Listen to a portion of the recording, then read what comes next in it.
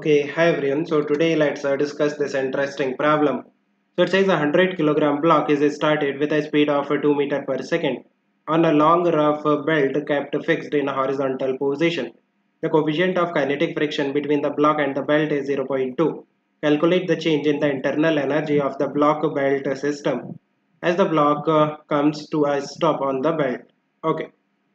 So what is given हमारे पास एक रफ हॉरिजॉन्टल बेल्ट है एंड एक ब्लॉक है mass of the block is given 100 kilogram and initial speed of the block is given 2 metre per second and there is friction between this block and the belt coefficient of friction is given 0.2 now what will happen after travelling some distance ये जो block है ये rest में आ जाएगा इसका speed कितना हो जाएगा 0 तो हमें फाइंड आउट करना है कितना चेंज है internal energy of the system में तो आप देखो इनिशियली इस ब्लॉक के पास एक मैकेनिकल एनर्जी था in the form of kinetic energy कितना काइनेटिक एनर्जी था half mass into speed square that is 200 joule right and finally ये रेस्ट में आ गया इट मींस इसका जो मैकेनिकल एनर्जी है वो कितना हो गया 0 now you know the whole story right कि ये रेस्ट में क्यों आएगा बिकॉज ऑफ द फ्रिक्शन के कारण हीट जनरेट होगा हीट जनरेशन से टेम्परेचर इंक्रीज होगा सिस्टम का एंड टेम्परेचर के इंक्रीज होने से सिस्टम का इंटरनल एनर्जी इंक्रीज होगा सो जो भी डिक्रीज है जितना भी लॉस हुआ है मैकेनिकल एनर्जी में वो कन्वर्ट हो जाएगा इंटरनल एनर्जी में सो कितना मैकेनिकल एनर्जी का लॉस हुआ है 200 joule so that is the increase in the internal energy of the system right system का कितना इंटरनल एनर्जी इंक्रीज हुआ 200 जूल सिंपल बी चेक करते हैं consider the situation from a frame of reference moving at 2 metre per second along the initial velocity of the block. As seen from this frame, the block is gently put on a moving belt and in due time the block starts moving with the belt at 2 meter per second. Calculate the increase in the kinetic energy of the block as it stops slipping past the belt. Okay. So आप देखो initially ये आपके पास belt है and ये block है जो कि 2 metre per second से मूव करता है this is your initial condition right and final condition क्या है कि आफ्टर ट्रैवलिंग सम डिस्टेंस ये जो ब्लॉक है ये रेस्ट में आ जाएगा काइंड ऑफ इसका भी जो वेलोसिटी है वो 0 हो जाएगा नाउ हमें स्टडी करना है एक फ्रेम से एंड ये जो फ्रेम है ये खुद मूव करता है with a speed of 2 metre per second किस डायरेक्शन में जिस डायरेक्शन में ब्लॉक इनिशियली मूव कर रहा था उसी डायरेक्शन में 2 मीटर पर सेकेंड से मूव करता है तो जब भी हम किसी फ्रेम से स्टडी करते हैं ना देन हमें उस फ्रेम का जो वेलोसिटी है वो पलट के सभी ऑब्जेक्ट को देना होता है राइट काइनेमेटिक्स वाले चैप्टर में हमने डिस्कस किया था सो ये जो फ्रेम है 2 मीटर पर सेकेंड से फॉरवर्ड मूव कर रहा है तो सभी ऑब्जेक्ट को आपको देना होगा 2 metre per second in the backward direction ये ब्लॉक को हमने दे दिया right 2 metre per second and ये जो बेल्ट है इसे भी हमें देना है पीछे की तरफ 2 metre per second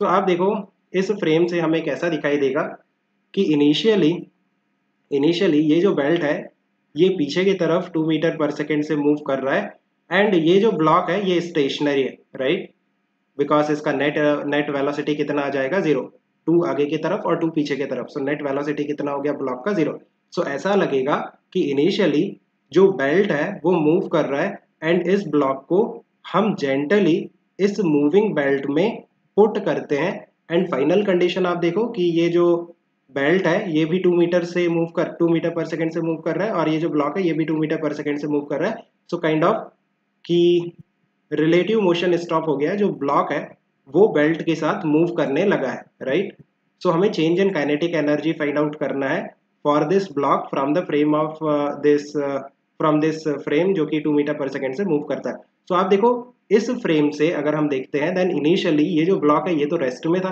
right so it means initial kinetic energy इसका कितना था 0 बट फाइनली ये जो ब्लॉक है ये 2 मीटर पर सेकेंड से मूव करने लगा सो फाइनल काइनेटिक एनर्जी कितना आएगा हाफ ऑफ मास कितना है 100 into speed square so this will B 200 joule so कितना इंक्रीज हुआ काइनेटिक एनर्जी में इस ब्लॉक के that is 200 joule that is from this frame right okay C check करते हैं find the work done in this frame by the external force holding the belt okay so external force holding the belt so पहले आप देखो कि इस तरह से आपके पास बेल्ट है एंड ये ब्लॉक है। इनिशियली ये जो ब्लॉक है इसके पास कुछ वेलोसिटी था 2 metre per second, right. It means अभी इनके बीच में फ्रिक्शन फोर्स लगेगा। कितना फ्रिक्शन फोर्स लगेगा? लिमिटिंग फ्रिक्शन फोर्स लगेगा, बिकॉज जब भी रिलेटिव मोशन होता है जो फ्रिक्शन फोर्स होता है वो लिमिटिंग फ्रिक्शन का वैल्यू कितना होता है? That is m into g into mu. Mass कितना है ब्लॉक का? 100, जी का वैल्यू 10 ले लेते हैं, म्यू का वैल्यू 0.2।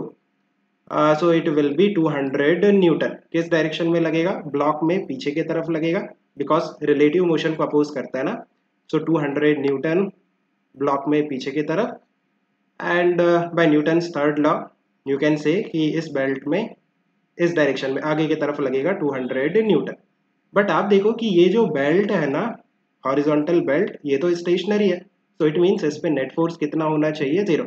सो इस 200 न्यूटन को कौन बैलेंस करेगा?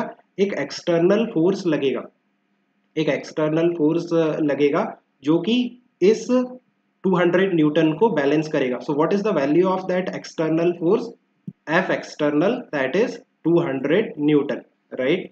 ओके, सो आप देखो कि अगर हम इस ब्लॉक की बात करते हैं, देन इस ब्लॉक का इनिशियल स्पीड कितना था? 200 मीटर पर सेकेंड। इस ब्लॉक का एक्सेलरेशन कैसे आएगा? Force divided by mass. So force कितना है? 200 डिवाइडेड बाय मास कितना है? 100। So it will be -2 metre per second square, right, because ये बैकवर्ड है ना, ये डेसेलरेशन है एक्चुअली। एंड फाइनली ये रेस्ट में आ जाएगा। सो फाइनल स्पीड इसका 0 हो जाएगा। So can you find out time, कितने टाइम में ये रेस्ट में आएगा? v is equal to u plus a t, right. So final speed 0, initial speed 2 plus acceleration -2 into t. So यहाँ से टाइम कितना आ जाएगा? 1 सेकेंड। सो आप देखो हमें क्या फाइंड आउट करना है कि एफ एक्सटर्नल का कितना वर्क होगा from the frame, from this frame जो कि मूव करता है with a speed of 2 metre per second.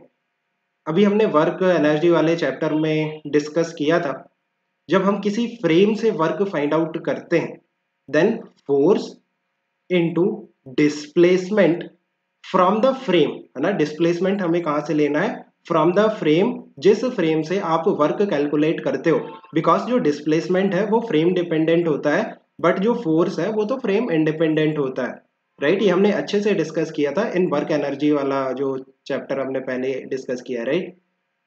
So force का वैल्यू, एक्सटर्नल फोर्स का वैल्यू कितना है? 200 न्यूटन।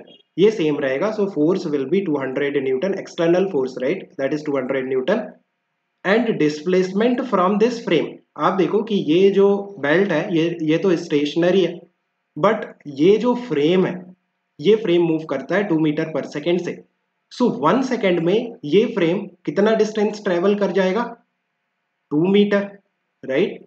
बट ये जो बेल्ट है ये तो स्टेशनरी है। सो जब आप इस फ्रेम से देखोगे, सो आपको ऐसा लगेगा कि ये जो बेल्ट है ये 2 मीटर पीछे की तरफ शिफ्ट हो गया है। The displacement of the belt from the frame, from this frame will be 2 metre in the backward direction. Actually ये जो फ्रेम है वो 2 मीटर से आगे की तरफ शिफ्ट होगा, बट जब हम फ्रेम से देखेंगे तो हमें ऐसा लगेगा कि ये जो बेल्ट है ना ये पीछे की तरफ शिफ्ट हो गया है 2 मीटर, राइट। ये आपको आता है। सो जो डिस्प्लेसमेंट होगा फ्रेम से इस बेल्ट का, that will be 2 metre, right. So this work done will be 400 joule. And आप देखो कि जो फोर्स है वो भी पीछे की तरफ है, एंड जो डिस्प्लेसमेंट है इस बेल्ट का from the frame, that is also in the backward direction. So ये जो वर्क आएगा this will be positive 400 joule. So I think you have understood. Let me know if you still have any confusion. Keep working at, best of luck, man.